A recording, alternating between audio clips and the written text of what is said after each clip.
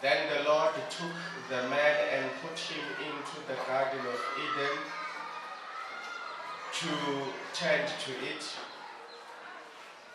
and keep it.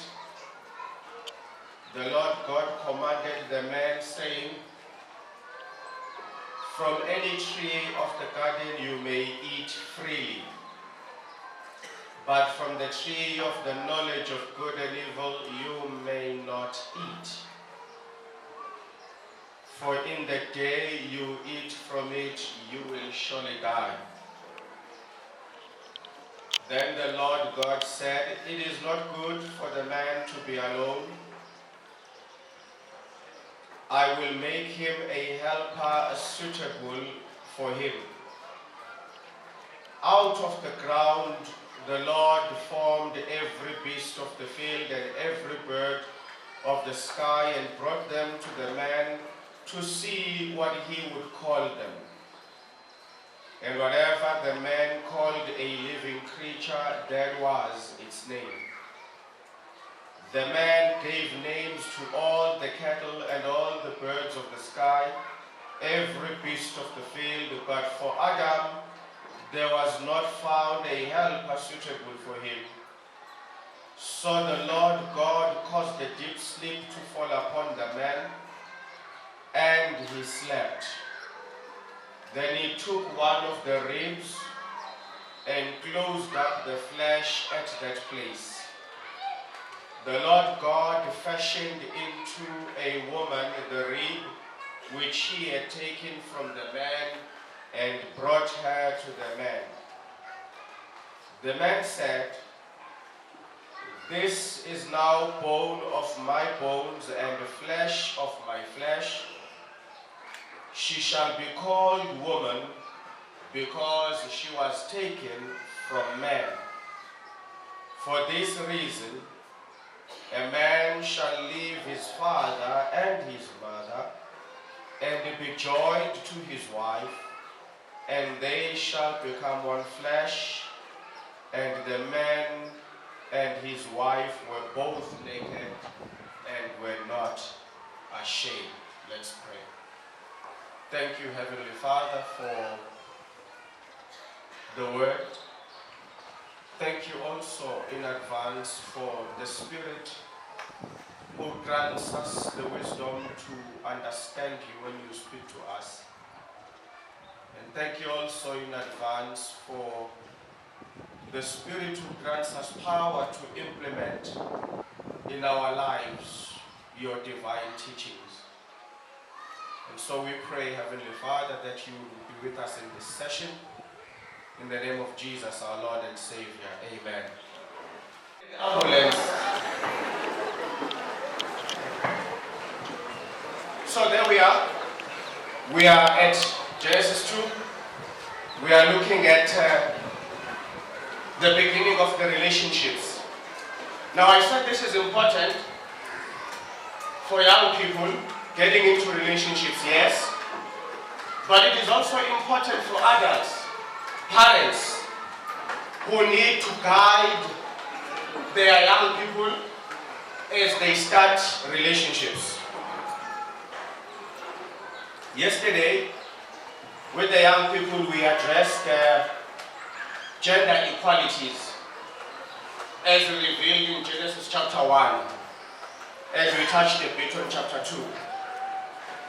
So now we are bringing it to the whole church as a clear understanding of how does the Bible set out relationships. And we are looking at the format of starting relationships that God demonstrates for us through the first couple who also become our first parents. Are we clear? Hello? Right. Now when we read this, I want to point out a few critical things. And the youth will have heard just a bit of it yesterday, so the youth can be patient with the rest of the group. Is that fine? We are coming from Genesis 1, verse 26, 27, and 28, where God has just declared that he is going to create humanity. But in that declaration, he has also informed us that humanity is going to be occupied in two genders. Are we still together? Or two sexes, as we might call it. Are we still together, saints? Hello? Yeah. Now, we now know that humanity will take the form of a male and a form of a female. And before we see these two beings on earth, we know that both of them will be the image of God in accordance with Genesis 1, verse 27 and 28, when the Bible informs us that he created man in his own image. He created them, plurality, in the image of God, male and... Are we still together, saints? This is to assist those among us who may believe that the image of God is only a man. Such a belief has no biblical foundations and is good grounds for the church to discipline such a person. Are we still together? Now, he begins by the creation of the man alone. And if I had all the time, I would have dealt with why Adam first before Eve comes. But unfortunately, it is not possible. From the creation of Adam, God brings to Adam all the creatures he has made in the world. And as they are brought to Adam, Adam is given the task. Adam is given the task to then give these creatures names. And the Bible says whatever he thought was a good name then would be, so is what then God would allow the creature to be called. So, the man now giving names to the creatures comes to a realization. Say it with me. Realization. What does it come to? Okay. It comes to a realization that there are many creatures and these creatures are different, and yet for himself there is no creature that is similar. Are we still together, saints? Alright. Now that is important because what Adam realizes is that he is alone. What does he realize? He is alone. But please be careful.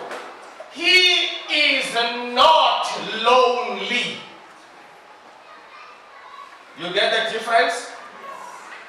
At this point in time, Adam does not feel like he needs a wife. Why not? Yes, you said it. That is very correct. I could see your lips move that you are saying the right thing. Why does he not need a wife? Yes, he had never seen a wife before. The concept of love as a romantic relationship for him has never existed. Are we still together? He doesn't even know that what a female would look like. He doesn't even know that there is anything called love. For him, when he thought about a creature like him, he thought about another man. And not in a romantic sense, because he has not been instructed to know romanticism as yet. Are we still together? so it is very important today that we once again emphasize to young people the biblical format of relationships is as follows. Number one, it was in the process of naming the animals that he realized he was alone. What is naming the animals? It is fulfilling the duties that God has given him. And that is where the first lesson comes from. Every young person must understand this, that relationships, healthy relationships, are born while you are in the mission God has given you. Are you with me, saints? It was in the process of doing what God had asked him to do that the fulfillment of Eve coming was going to be realized. And I'm going to come back to this concept later using a mathematical equation. For those of you who did not like maths, I am warning you in advance. Secondly, I need us to understand that as parents and as young people, we must watch out for one of the most dangerous things that happens before people get into relationship. And that's our second thing. Lonely people must never get into relationships. Are you with me? The Bible says he was alone. He was not lonely. What's the difference? While he was alone, he was perfectly content in what God has made him to be. Whereas lonely people are suffering from discontentment about self. Now, lonely people are very romantic, I must tell you. Lonely people are the kind who write poems like, I will cross the oceans for you. Are you with me? Often saying things like, and this is something that, especially in Africa, we need to preach very clearly. People who will say, I will die without you. And especially you women. When a man says, I will die without you, and you smile thinking he's romantic, then one day you try to break up with him, he kills you. It wasn't a joke. It was a sign that he is a psychopath, but you thought he is romantic. All over Africa, we are dealing with a concept called femicide, where women are dying in relationships. What happened? You date lonely men, and lonely men date lonely women. Now let me tell you why when we try to end a relationship with a lonely person, they end up killing us. It's that part of being lonely. Because, see, when you are alone, but you are busy with God's mission. God's mission could even be you are busy living your life to the fullest.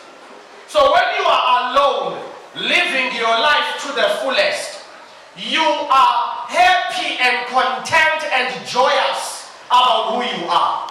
When you are lonely, you feel that your personhood lacks something. So you go looking for a man or a woman who will do what? Fill you up. Am I making sense? That is why when you are in a relationship now, if you are in a relationship now, you need to start diagnosing your relationship. I could be describing you. You see, when you are in a relationship, for example, with a lonely person, they literally drink you up because they need you to do what? To fill them up. Are you with me? Now, when lonely relationships needs you 24/7, gets angry if you are taking too long to answer on WhatsApp. They want to sit next to you in church. It all sounds romantic, only to realize that those are the signs that there's a problem here. This person who cannot live without you is a danger to you. But don't worry, while you are in love, you don't see it. The pastor is crazy. Our relationship is fine. He is just being jealous.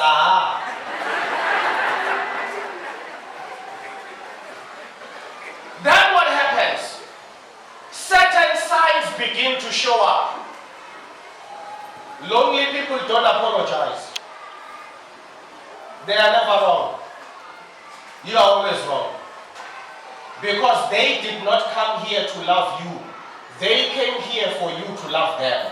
It's them that they are filling up. They are not here to give. They are here to receive. Are you with me? So they never see anything wrong on their side, because it's you who must be consumed to fill up their need. That's what they are here for. Are you with me? Jealousy. So many people have thought it's romantic when someone is jealous until they pour you with boiling water. Then you realize there were signs of danger from the beginning. This is why the Bible teaches us that Adam, now listen to me very carefully. Adam was complete but alone. You get that? Complete yet alone. He was not incomplete and lonely. If you are lonely, dear saints, you don't need a lover. You need Jesus. Loneliness is a sign that you are not happy with how you were created. Go to the Creator. Girlfriends don't solve that. Boyfriends do not solve that problem. God solves that problem. Now, this is why lonely people become dangerous, because they crown you God in their lives. They give to you a task that can only be fulfilled by God. And when you fail, which is 100% natural, you are going to fail because you are not God. What do? They become abusive, they kill, they are verbally abusive, physically abusive, financially abusive. Why? Because the God they thought they need has failed them. Now I want to warn young people, when a lonely man or a lonely woman is courtshipping you, please do not fall into that trap. It really sounds romantic, but it is dangerous. Am I still making sense? Then the Bible says to us, it is God, not Adam.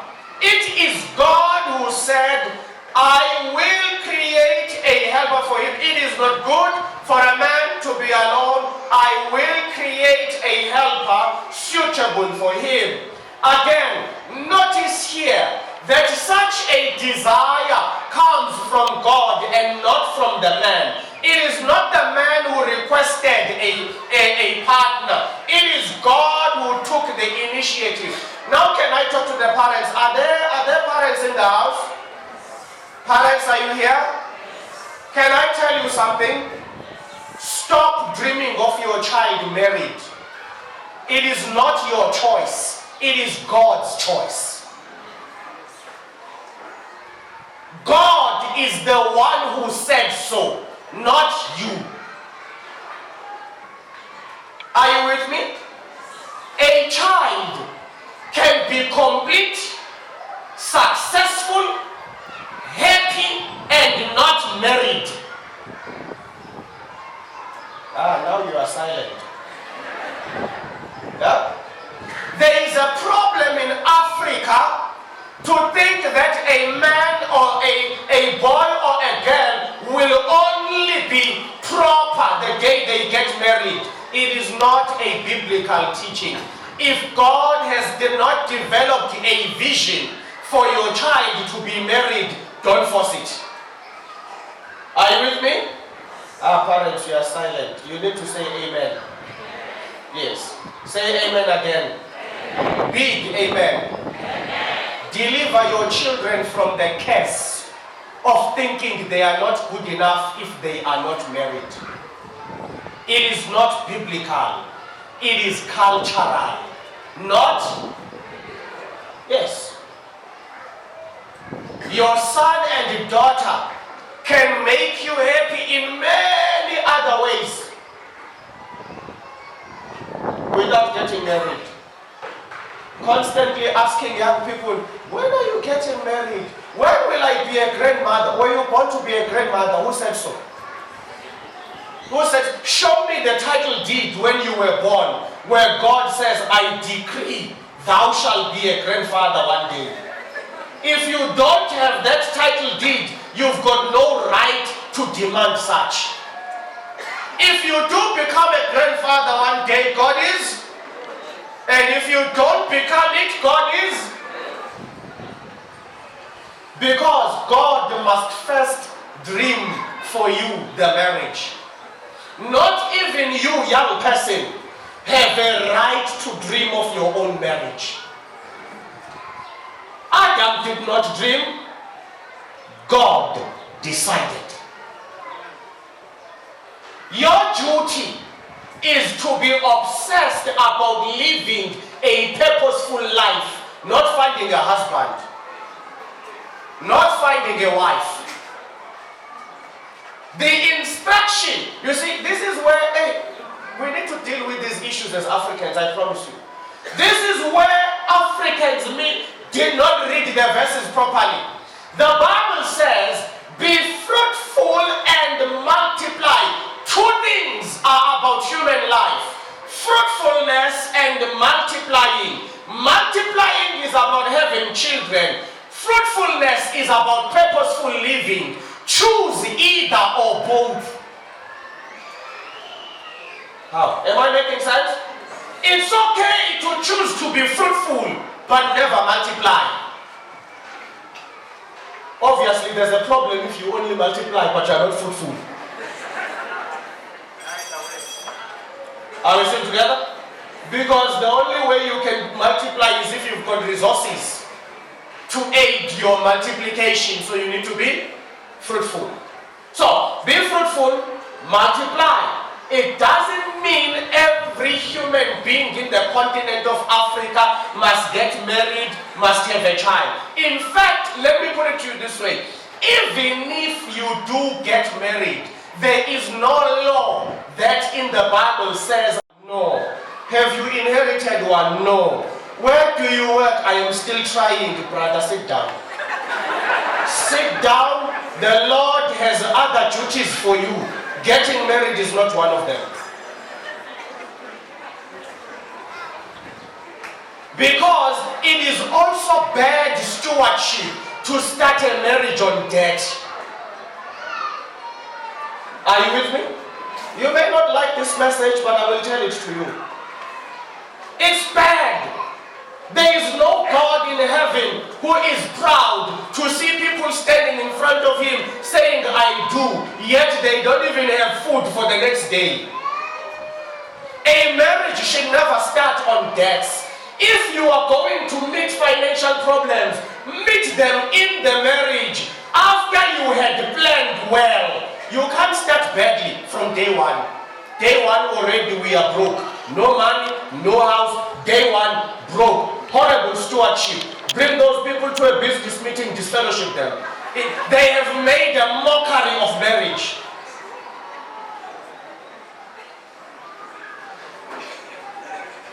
We are alone and complete. We are not lonely.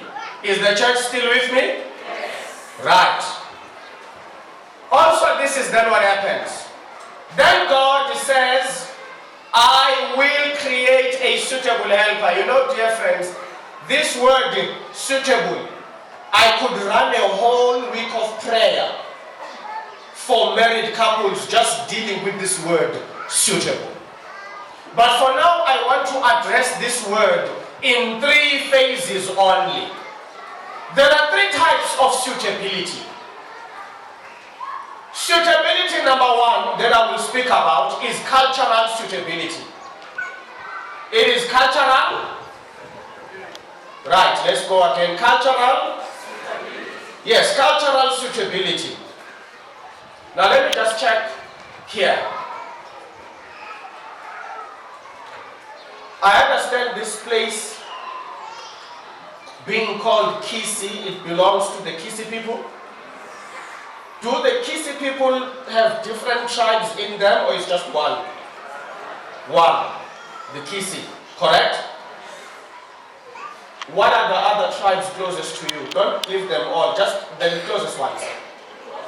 The Luo, okay. The Maasai, yes.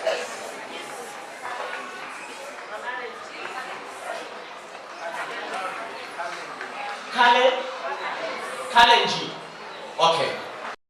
There's a tribe whose women are believed to be too forward. Yeah? Or a tribe whose women are believed to be humble.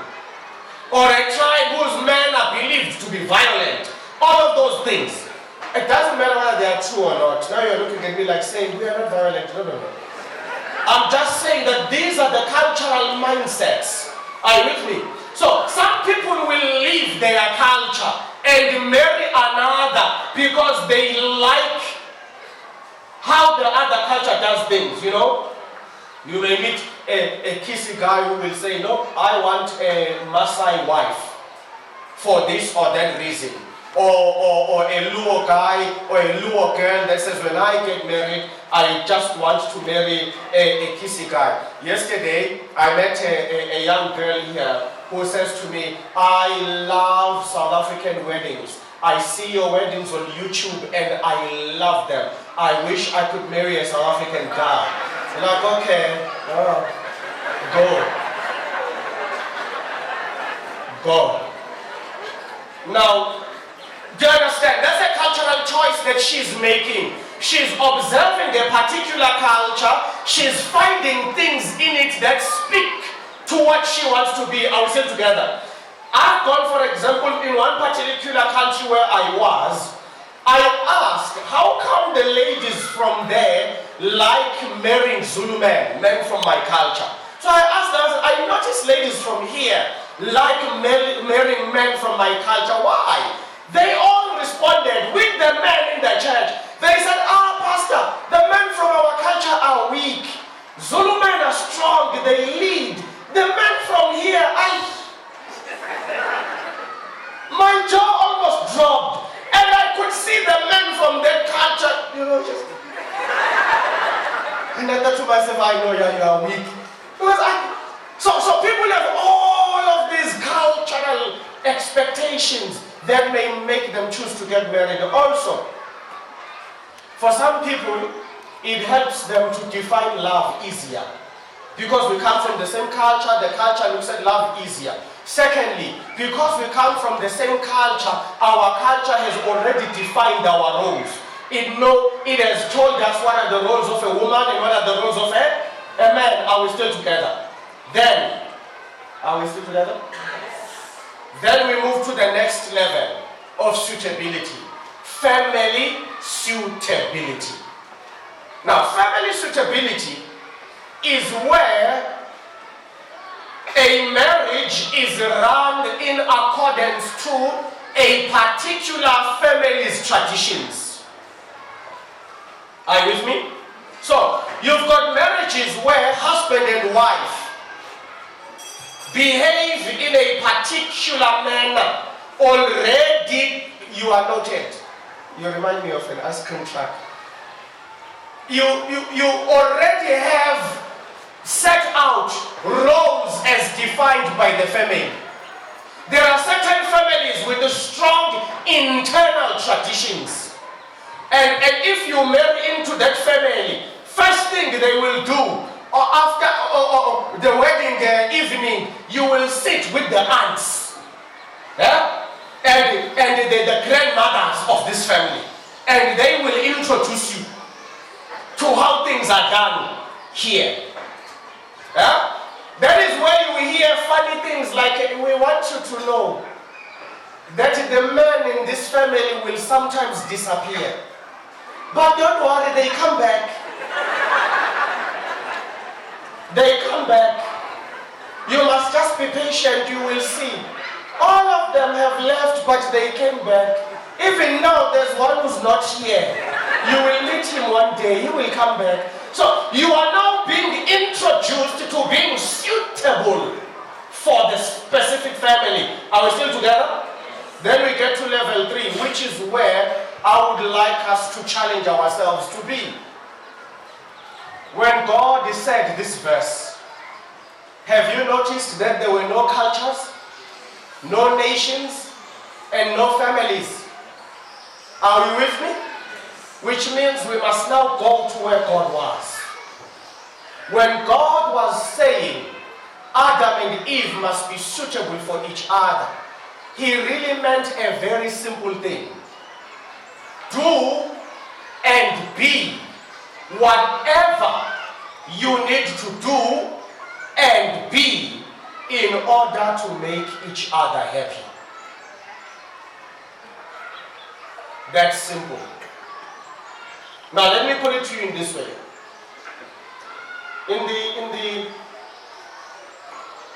In your culture as the KISII, for example, do men cook? Do they cook?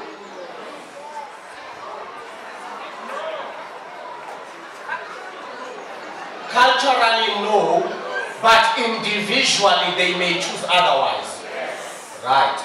That's important because now you are talking to where we are. That you may find people who will never walk out of their culture. I am a man.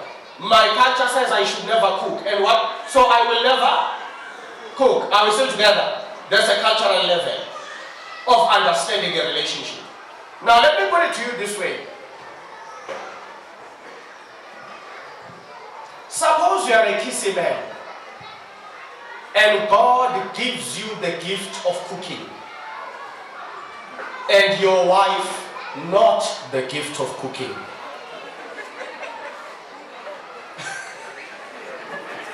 Elder, why are you laughing?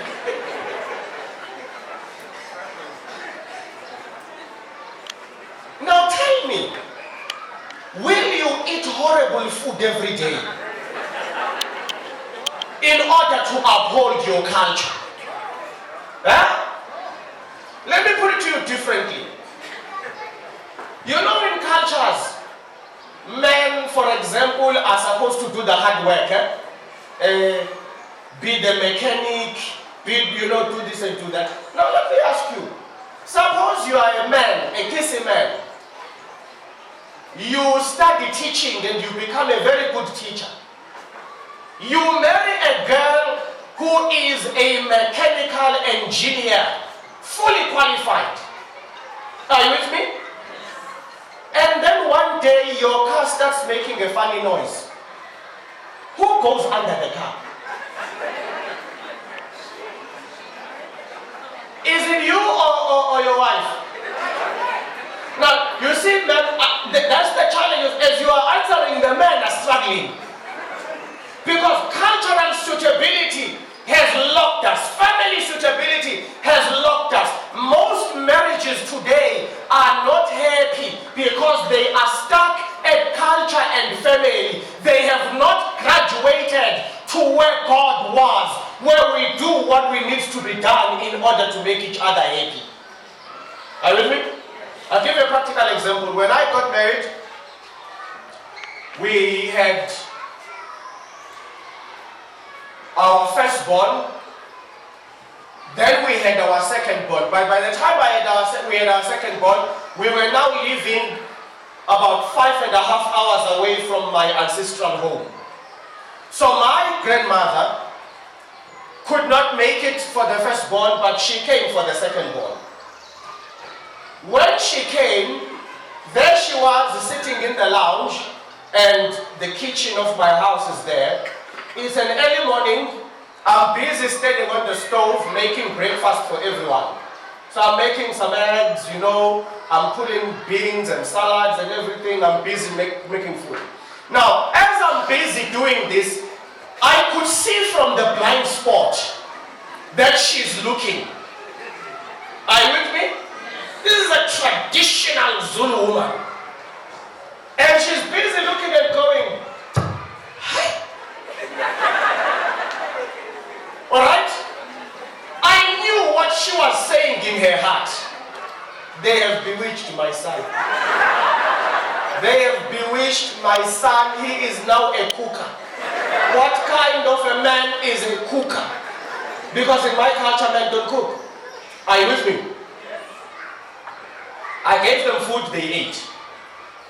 An hour later, she calls me and she says, it was my first time eating your food. I am blessed. And I think your wife is blessed. At the time when I saw you do this, I was not at peace. But having eaten your food, I too would not cook if I was your wife. I cook in my house, except when I'm not there like now. And even when we talk on the phone, they complain, when are you coming back? I love cooking, and I believe I'm good at it, and my family enjoys my cooking. But it was in reading such verses that God delivered me from a cultural prison. You understand? My wife is a good cooker, but I'm better. She's not even a horrible one. She's a really good cooker, but when we go to the kitchen, she knows. Alright? Yeah, that here, you're dealing with it messy. Okay, when it comes to the pot, leave it. I'm Barcelona here. Okay, she's Manchester United. So, and my worry is that there are so many young people who are going to get into marriages that are going to be culturally and family convenient and forget that at the end of the day, marriage does not owe identity to culture or family, but to the God who gave it. To the God who? And so from this lesson this afternoon, I want to challenge you. Think carefully about how you start your relationships. Look at the fact, are you lonely or are you alone? Are you in the process of living a complete and enjoyable life? Are you able to understand what suitability means? Are you culturally suitable? Are you family suitable? Or are you godly suitable? Are we still together, saints? Now, when Eve had been made, which is where we close this one, then this is what God says. He puts come to me, I'm not writing. These ones are writing, I don't want to disturb them. Now God is making the woman. When he makes this lady called Eve, please come join me here. Number one, are there married men here who don't understand their wives? Don't be shy, they won't hit you. Is there a man here who says women just difficult to figure out? Yeah? So all of you have figured out your wives.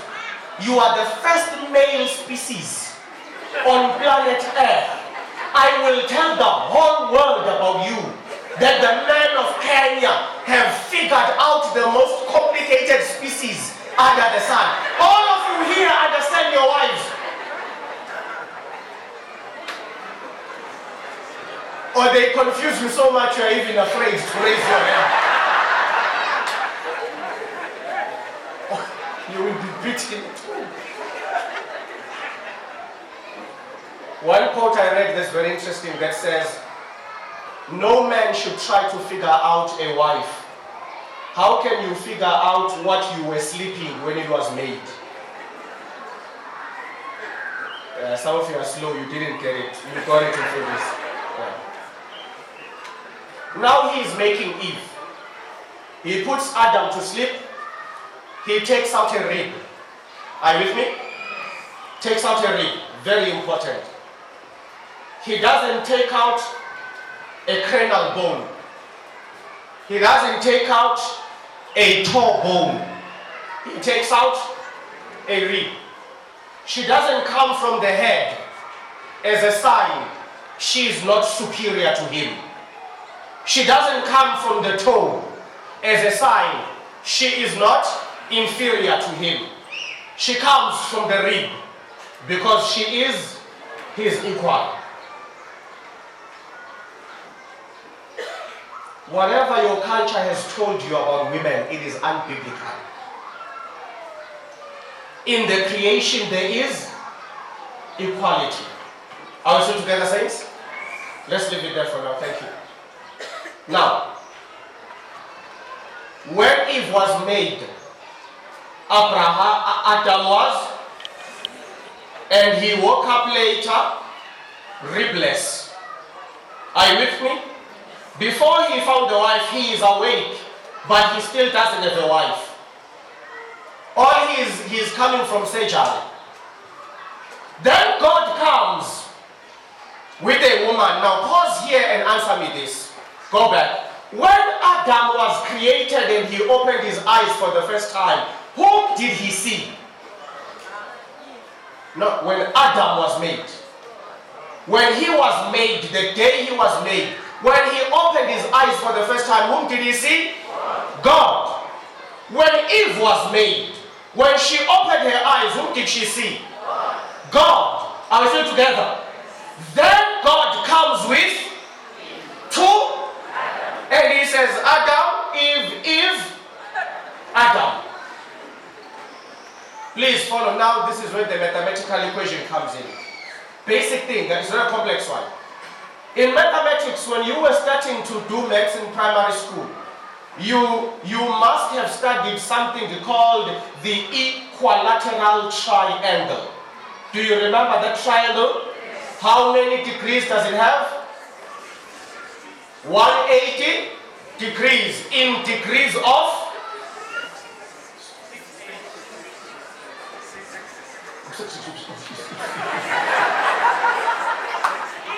60 degrees, 60 degrees, 60 degrees. It is called an equilateral triangle because all sides are equal. Are we together? Right. In the equilateral triangle, there is then a formula. Okay? If A is equal to B and B is equal to C, then A is equal to C. Are we together? That formula begins in Eden. When Adam woke up, he saw God. When Eve woke up, she saw God. These two had never met. Why is it that when God introduces them to each other, they fall in love? One reason. Both of them trust the same God. If Adam trusts God and Eve trusts God, then Eve can trust.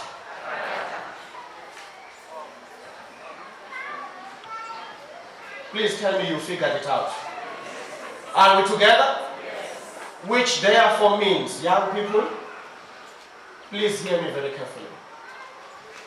Should you decide to spend the rest of your life with anyone, follow the formula. See God before you see them. The person you will marry, you must both meet while you were both going to God. Let God be your common factor. Are you with me? It was God who was common between the two of them. And because he was their maker, they trusted each other because they knew him. God bless you.